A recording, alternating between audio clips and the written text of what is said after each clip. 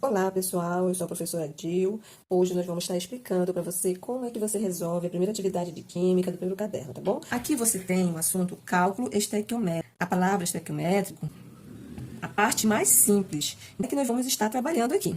Então, assim, quando se calcula as quantidades de substância envolvida numa reação química, reagente e produto, né, que são denominados dentro desses cálculos aí como cálculo estequiométrico.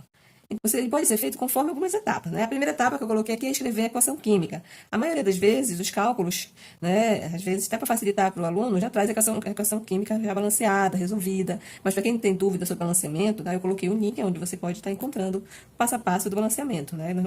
Então, você já viu aí a equação, já escreveu a equação, já verificou se está balanceada, tá? É importante, antes que ela esteja balanceada, vamos passar para a terceira regra. Na terceira regra, também, ele vai estar trabalhando aquilo que você já aprendeu em matemática, conhecido como regra de 3. Tá? Para quem não lembra, eu também coloquei um link aí sobre o que é uma regra de 3 e botei na página do livro alguns exemplos de química trabalhando regra de 3. Tá? Você pode dar uma olhada também lá. Então, como se trata de relações de grandeza, é preciso estabelecer uma regra de 3 simples entre dados e a pergunta do problema. Então, você, para fazer esse tipo de atividade que nós colocamos, você tem que saber interpretar, tem que saber tirar os dados, para depois calcular, tá? Então, vai existir um pouquinho aí também de interpretação da pergunta. Então, para a gente entender, vamos fazer esse exemplo. Exemplo, qual o número de mols de moléculas de oxigênio necessário para reagir com 5 mols de átomo de ferro? Tá? Primeiro passo, o que ele pede? Escreva a equação química. Então, quando você leu, você já começa a pensar aqui nos dados, né? Qual é o símbolo do ferro?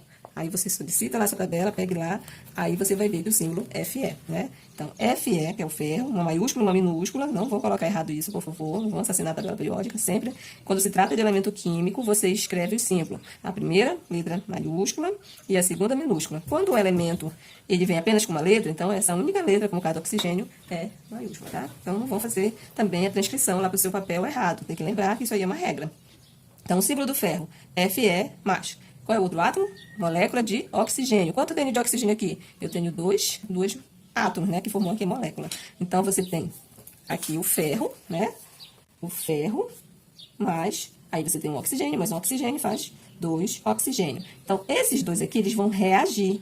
Quando eles reagem, eles vão formar uma nova substância, né? Qual é a substância que ele vai formar? É o óxido de ferro. Então, qual é a substância que ele vai formar? Tá? Se você quiser colocar o nome aqui, você coloca. Se não quiser, não é necessário, tá? É só colocar, né? Reagente e produto. O ferro e o produto aqui que você obteve, tá bom?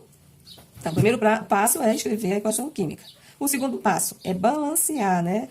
Então, vamos tentar ver aqui como é que nós temos no nosso assunto, que eu coloquei um exemplo balanceado. Então, aqui você tem o ferro, né?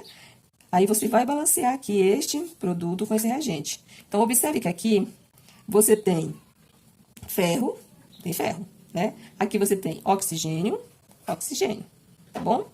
Aqui não tem 3 átomos de oxigênio, tem 2. Só que quando ele reagiu, ele gerou 3 átomos. Então, o que a gente vai fazer? A gente vai igualar aqui, ó, tá? É como se eu estivesse multiplicando, tá? Por 1. 1 não precisa aparecer, mas é como se eu estivesse multiplicando por 1. 3 vezes 1, 3. Então, eu balancei o oxigênio aqui com 3, e aqui no final, que tinha 3, já ficou completo, tá? Então, o que eu tenho? Eu tenho ferro mais oxigênio reagindo, tá, com ferro e oxigênio. Então, eu tinha aqui um ferro, só que quando ele criou esse produto, ficou 2. Aqui eu tinha 2 oxigênio, mas quando gerou esse produto, ficou 3. Então, só olhando aqui, ó, tá diferente, né? Então, por isso que tem que fazer o balanceamento.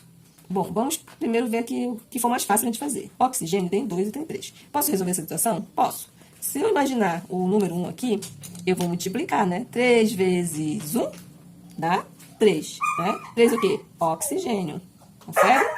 Então, o oxigênio que tinha 2 agora tem 3. Tá, gente?